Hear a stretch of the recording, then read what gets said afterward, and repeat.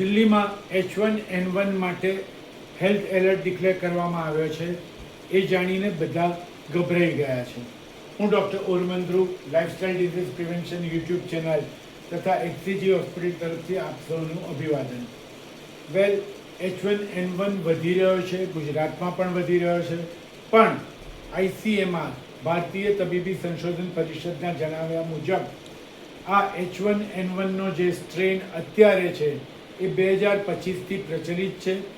આ કોઈ નવો સ્ટ્રેન નથી અને એટલે જ આનાથી ગભરાવાની જરૂર નથી.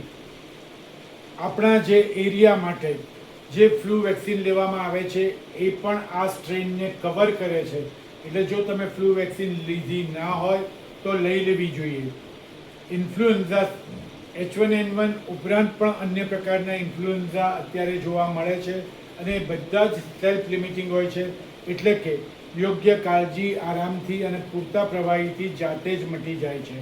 તાવ, ઉધરસ, માથાનો દુખાવો અને શરીરમાં દુખાવો એ સામાન્ય લક્ષણો છે અને યોગ્ય કાળજી રાખવામાં આવે તો ડરવાનું કોઈ કારણ નથી. નાના બાળકો, વૃદ્ધ વ્યક્તિઓ, પહેલેથી કોઈ ગંભીર બીમારી ધરાવતી વ્યક્તિઓ, શ્વાસના રોગ ધરાવતી વ્યક્તિઓ કે પછી ઇમ્યુનિટી ઓછી હોય એવી વ્યક્તિઓએ પહેલા જ દિવસે ડૉક્ટરનો સંપર્ક કરવો. ICMR દ્વારા નિયમિત સર્વેલન્સ દ્વારા પરિસ્થિતિ પર નજીકથી નજર રાખવામાં આવેલી છે અને 4 સૂચનાઓ આપવામાં આવેલી છે.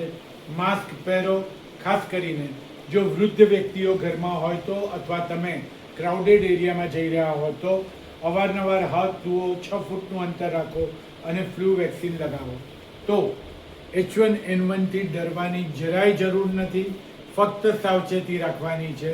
આજે અહીંયા જ રોકાઈશું. નમસ્કાર, ડૉક્ટર.